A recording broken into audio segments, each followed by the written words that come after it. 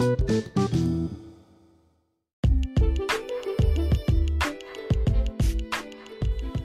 selamat pagi. Gue suatu kali ketemu dengan teman-teman investor dan ada salah satu teman di kantor. Dia juga investor saham juga. Untuk pertama kalinya tahun berapa gue lupa. Dia memperkenalkan gue namanya ketika lagi saham-saham lagi ambruk itu, terus kemudian dia ceritain tentang itu kali ada ya, indeks MSCI, kita harus lihat juga apaan tuh sih indeks MSCI di pasar modal, ya kan, ngefeknya apa, emang apa ngaruhnya gitu. Nah, kalau lo lihat di Google, kita langsung aja lihat di Google ya, Mbak Google. Kalau lo ketik apa itu MSCI, maka semua datanya itu akan keluar di situ.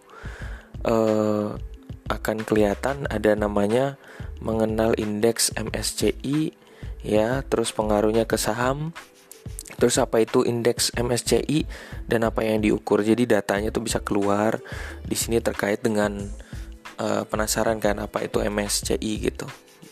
Terus kemudian ada Electronic City Indonesia masuk dalam SCI Indonesia, datanya segala macam. Tapi kita langsung aja kita ngelihat ke 2021 saat ini, kita coba ya.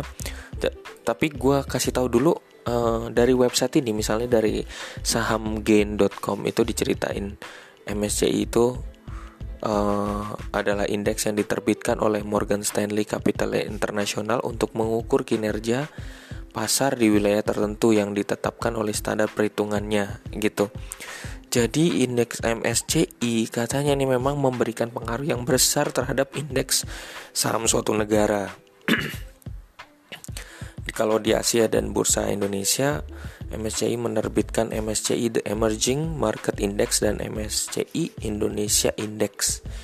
Ya gitu. Kalau MSCI Indonesia berisi saham-saham di Indonesia bertujuan mengukur kinerja pasar saham Indonesia. Waktu itu gue dikenalin MSCI ini pas waktu saham-saham Indonesia tuh lagi koreksi banyak, itu lagi koreksi kembali ke harga-harga yang semestinya, karena ketika MSCI mengadakan koreksi, kemudian para investor juga pada bersih-bersih untuk kembali lagi ke menata lagi portofolionya kembali kepada saham-saham pilihannya ya, di rebalancing, terus kemudian ada rombakan portofolio. Lalu dari forexindonesia.info juga cerita indeks MSCI adalah ukuran kinerja pasar saham di area tertentu. MSCI Bara sekarang mengelola 160.000 indeks seperti indeks lain seperti Dow Jones Average ya. Indeks ini melacak kinerja saham yang termasuk dalam indeks. Indeks MSCI digunakan sebagai basis untuk data, sebenarnya untuk data yang diperdagangkan di bursa ya. ETF menduplikasi kepemilikan saham indeks. Itu memungkinkan investor untuk mendapatkan untung dari keuntungan dalam indeks. Ini tulisannya berantakan banget ya.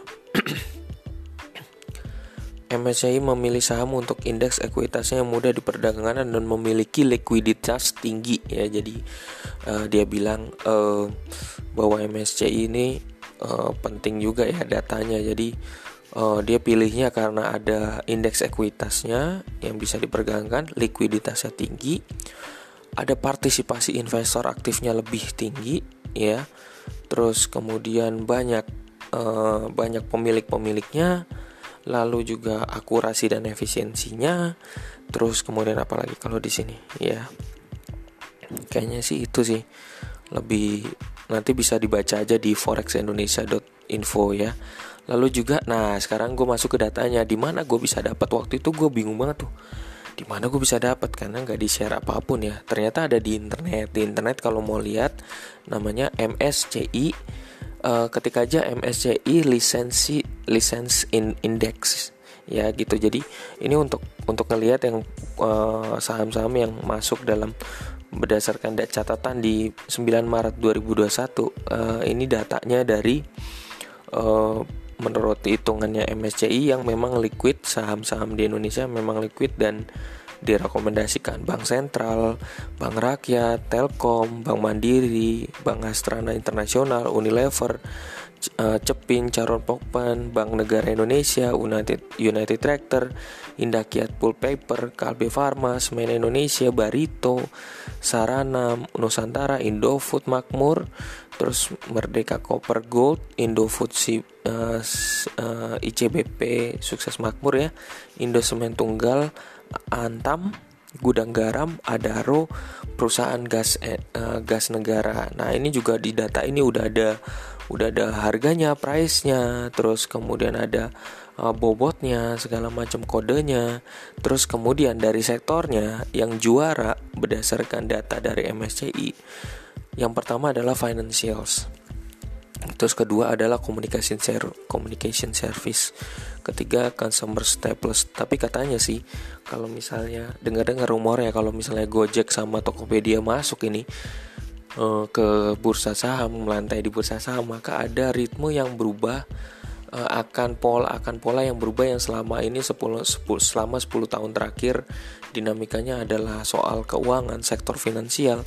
Mungkin kalau memang ini nanti benar fintech ini mungkin nanti melantai bursa, maka arahnya adalah teknologi dan komunikasi itu menjadi yang juara ke depannya, begitu. Dengar-dengar katanya diskusinya begitu ya. Jadi financial itu 50%, sedangkan consumer goods-nya itu 7%. Jadi ini bisa kelihatan ya di MSCI ini. Ini hitungannya beda lagi, selain kita ini indeks lain yang bisa kita lihat selain yang namanya indeks yang HIDIF 20, terus kemudian G20, G30, V30 IDX ya gitu, atau enggak LQ 45. Jadi ini bisa jadi acuan. Nah, teman-teman ini datanya ini teman-teman bisa download ya. Itu ada filenya untuk download, ini ada linknya, ada di atas bisa kelihatan ya. Nanti mungkin saya bisa kasih di di link deskripsi ya, supaya bisa teman-teman bisa download file ini hingga moga-moga terbantu ya. Oke, gitu dulu deh ke pembahasan kita kali ini terkait MSCI dulu, karena ini diperkenalkan oleh seorang teman, karena kaget juga ya, oh ada juga ya acuannya kinerjanya pasar dari luar negeri. Mungkin kita akan bahas lain selain MSCI, kita akan cari hal-hal yang lain yang memang berkaitan, mungkin bisa ngebantu juga menjadi sandingannya dari MSCI ini. Oke, begitu dulu dari gue. Selamat pagi, selamat beraktivitas. Moga-moga lo dengar pagi ini dan bisa nanti untuk mempersiapkan diri untuk ikut di pasar modal nanti, mempertimbangkan kembali, karena hari ini yang turun gue kemarin lihat itu cuma 3. Ada tren yang turun kemarin karena diskusi sama teman, ada BCA, Unilever sama Telkom, itu 3-3-nya turun, dan BCA, Unilever, Telkom itu masuk dalam list MSCI ini. Oke, demikian dulu, salam dari gue Lembut Ambon, selamat pagi, selamat beraktivitas, salam investor.